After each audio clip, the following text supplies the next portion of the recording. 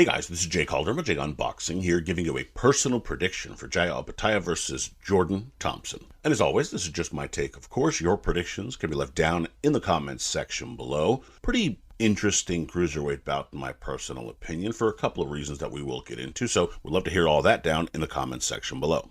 And a little bit of fight info here. We have Opetaia taking on Thompson. This will be at Wembley Arena in London, England, airing on DAZN in the cruiserweight division with the Ring Magazine and IBF titles currently possessed by Opetaia on the line. So, while not a mega fight at 200 pounds, it's a fairly decent scrap when you consider the circumstances. Opetaia is coming back from a jaw injury that he suffered in the biggest win of his career, decision over Maurice Brady's back in July of last year. He has since been sidelined for a number of reasons, but also just from the recovery side of things, and is really looking to kind of get back into the sport. He's obviously not likely to go straight into the biggest of fights, however. That said, while fairly untested, Thompson is capable enough and he can pop a little bit and is unbeaten, so he's not used to losing and really has nothing to lose in this fight. As testing the water fights go when you're trying to come back, this just isn't the worst fight in my personal opinion. So, does Opetaia get right back into the swing of things in winning ways, or will Thompson shock the boxing world and pull off the upset? Let's break this one down. Starting with the champion, for Opetaia to win, I think you want to lead with the backhand.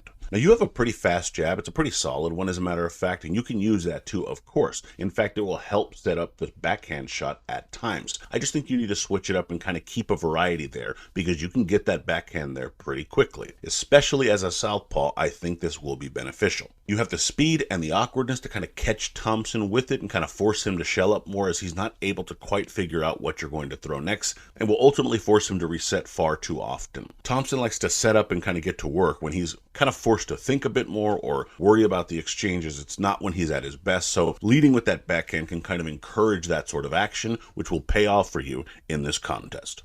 I would also say put combinations together. When Thompson can kind of think and kind of work his way through a fight, I think that's when he's probably at his best. His hands move a bit more freely. He kind of moves a bit better in the ring. However, when he's forced to push the action a bit more, or when he's being pressed a bit more, he seizes up at times and kind of gets hit with shots he shouldn't and doesn't always take them that well. This is why you're going to punch in combination. Aside from the fact that you have quick hands and the fact that you can string your shots together pretty well, it's just going to draw out those mistakes in Thompson that you'll then look to try and take advantage of. Thompson can kind of get ragged in there a bit, especially when he's pressed. He's a pretty sizable dude for a cruiserweight, so it's certainly something that he can definitely begin to feel the action as it wears on when you're pressing it a bit more, which is what you're going to look to do, especially because, quite frankly, you're a good combination puncher to begin with, so it's something that's going to benefit you in more than one way.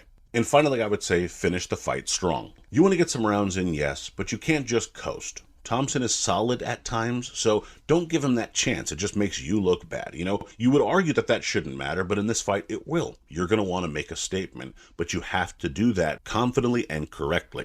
You're going to want to press him, as mentioned. Throw those combinations. Kind of make sure you drive Thompson straight back. Force him to kind of react in those moments when he, at times, wants to just shell up. Once in those moments where he's making those mistakes and is a bit too rigid at times, that's when you'll be able to really land with those combinations that you get flowing and then get through the gears in this contest that will allow for you to land those bigger bombs down the road.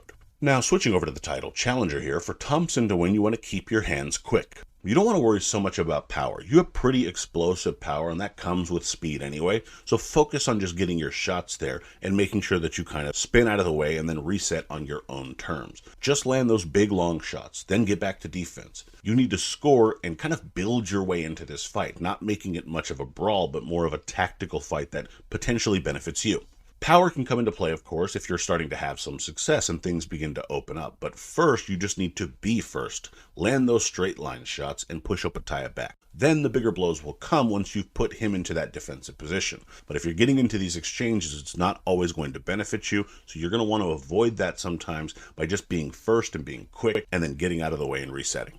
I would also say stay away from exchanges. And I kind of alluded to that there and pretty much throughout this piece, but I will state it again. You need to make sure you're not getting into those kinds of tit-for-tat battles with Opetaia. It's not that he's the biggest puncher in the world. It's just that you tend, as Thompson, to want to have your kind of way in there and not really have to trade off the way that you will in a battle where both are throwing their hands. So while you want to let your hands go and have a positive start, that can't be through a tear-up. You haven't always shown you hold up the best in those moments. Opetaia has been tested. Maybe he's had something taken out of him, but you don't want to test that through, again, that exchange. You want to be, as mentioned, first, not trading shots. Get there, circle away, reset. Again, repeating a lot of the same stuff here, but I think it's the most important for your chances in this battle. The more you allow Opetaia to close in or kind of get his own shots off, obviously, the worse. So minimize that with a long jab. You have some really good reach in this fight and some subtle movement to avoid those trades and really focus on making sure that you're the one that has the best chance of landing. And finally, I would say test that jaw.